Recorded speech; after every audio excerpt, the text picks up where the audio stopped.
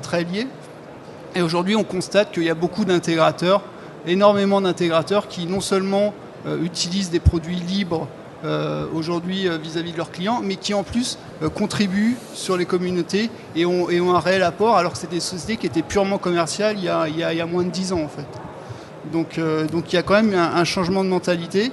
Dire que c'est induit directement par la crise, j'en suis pas certain. Je pense que c'est un mouvement de fond qui était déjà sous-jacent, mais qui, avec la crise, s'est largement amplifié.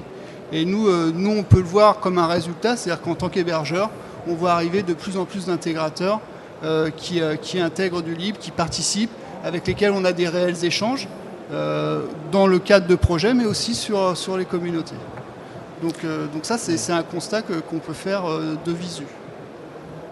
Monsieur Neri, c'est quelque chose dont vous témoignez aussi de cette évolution dans l'état d'esprit de certains acteurs pour prendre en compte justement ces facteurs libres parmi votre clientèle, par exemple, ou les gens avec qui vous êtes en contact?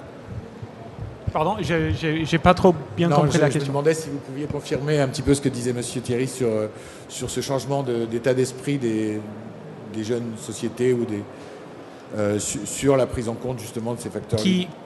Je vois que depuis qu'être une société open source est devenue un point de vente, de plus en plus de sociétés veulent s'afficher en tant que telles. Et pour s'afficher en tant que société open source, il n'y a rien de mieux que d'être mainteneur d'un projet open source. On le voit dans quasiment toutes les sociétés qui sont ici cette semaine, que s'ils ont des projets où ils ont créé des projets, où ils sont les mainteneurs, où ils ont un forge, où ils essaient de faire pousser un petit peu une communauté autour de leurs produits, c'est à eux, c'est le leur. Et donc effectivement, je partage que c'est une tendance qu'on voit, mais que je pense que les gens commencent à penser que voilà, les forges et les groupes, les plateformes de travail, il y a maintenant beaucoup. Et je pense que les gens sont en train de se rendre compte que ça nuit globalement à la cohérence de l'effort. Ça étale l'effort qui existe dans la communauté. Monsieur Montargès, vous vouliez... Oui, je voulais rebondir là-dessus. En fait, effectivement, il y a beaucoup d'acteurs qui sont sortis depuis une dizaine d'années, que ce soit côté éditeur, côté intégrateur, dans le secteur du libre, des full players, ce qu'on appelait les SS2L, puis les éditeurs. Donc, moi, ce qui me soucie, c'est effectivement qu'on soit pas uniquement que ces acteurs-là puissent effectivement devenir les futurs champions industriels de l'IT et pas uniquement rester cantonnés à un rôle de sous-traitant ou de plus gros intégrateurs ou travailler en sous-main. Et ça, c'est un enjeu important. De nouveau, je reviens là-dessus parce que c'est un enjeu important pour toute la filière. Il faut que vraiment il y ait des acteurs de taille suffisante, des champions industriels dans le secteur, en France, en Europe, qui s'affirment et qui puissent prendre les projets en main et en assurer la maîtrise d'œuvre et par là même donc assurer effectivement une certaine cohérence de toute la filière et continuer dans leur logique contributive. Il y a quand même des différences entre un Capgemini et puis un Linagora, un Alterway ou un Smile. Il y a des différences. C'est pas tout à fait les mêmes modèles. Et l'enjeu pour nous, acteurs du secteur, c'est effectivement pour arriver à être en phase et traiter des projets de taille suffisante, plus importante auprès des grands donneurs d'ordre, il est nécessaire effectivement d'avoir une couche, on va dire, d'accompagnement, une couche de démarche qualité, une couche d'accompagnement de projet qui soit supérieure, donc d'avoir des frais de structure supérieurs, sans perdre cette logique contributive qui fait la force et la réactivité et la capacité qu'on a à répondre aux besoins. Donc là, c'est l'enjeu aussi pour nous à ce moment-là. Et effectivement, il y a une émergence de beaucoup d'acteurs. On en voit, il y a une floraison de bon nombre d'acteurs. Il faut leur donner les moyens. Il faut que... alors, ce qui est bien, c'est que ces acteurs-là, comme le soulignait mon voisin, peuvent travailler ensemble, se réunissent dans des associations, arrivent à créer cette logique de filière qui assurera la pérennité du secteur. Je voudrais revenir un instant sur ce qui a été dit sur les forges, parce que c'est extrêmement important. En 2003, lorsque nous avons lancé la forge du lac.net, c'était important de dire à des collectivités des administrations françaises qu'elles pouvaient éviter d'aller sur SourceForge, sur un logiciel qui n'était pas libre, en américain et à l'étranger. Et on est très content d'avoir d'héberger aujourd'hui les projets d'AdmiSource et d'avoir suscité la forge européenne aux ors. Mais en même temps, on est très inquiet de voir la floraison de forges, où chaque entreprise y va de sa forge, où chaque pays y va de sa forge.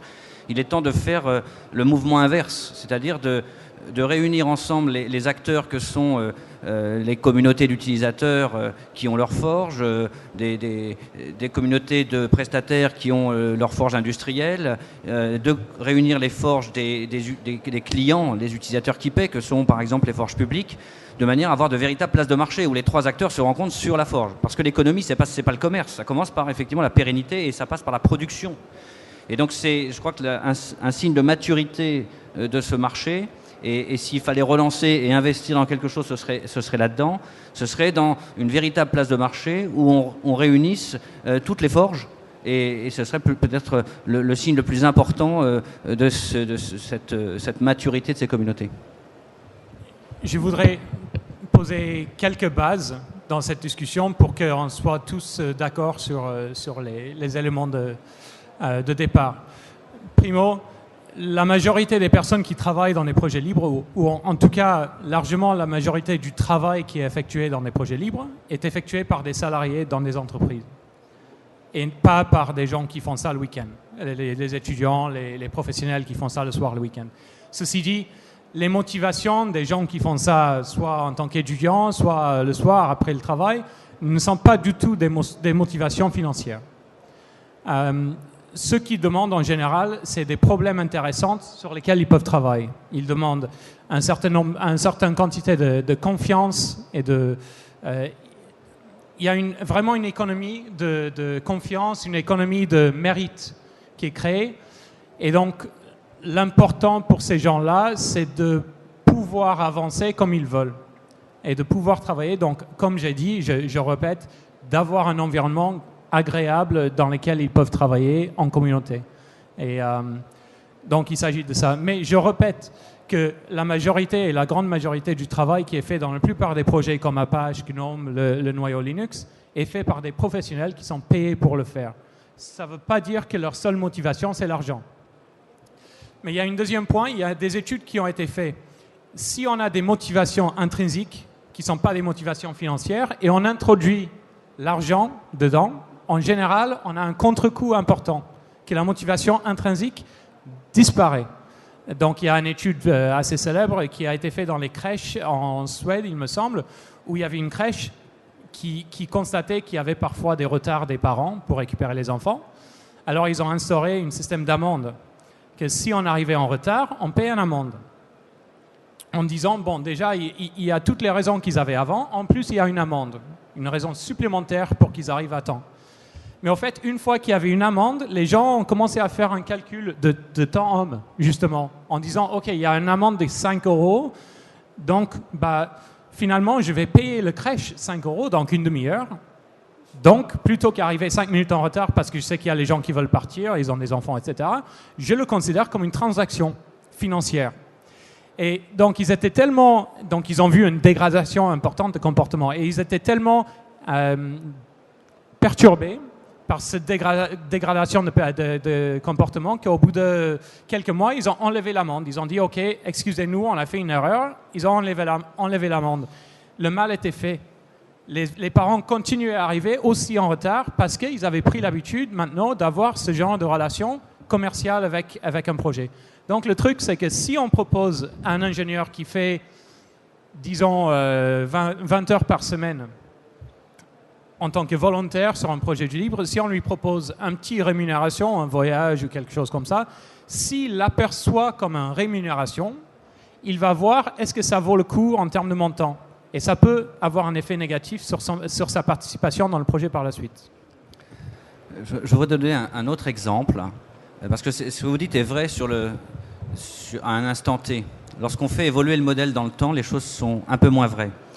Les gens qui travaillent pour le fun le font effectivement pour la reconnaissance, ils ont besoin d'une confiance. Ces gens-là vieillissent et ils ont des loyers à payer. Je vais vous prendre un exemple d'un développeur qui un jour a monté sa boîte, c'est une start-up, il a fait du libre. Aujourd'hui, il fait du propriétaire.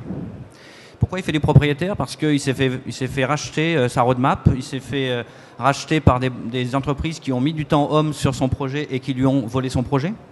Et la question de la contribution-rétribution est une question extrêmement importante. Il y a deux conflits majeurs à l'intérieur de cette communauté. Il y a un conflit entre les gens qui travaillent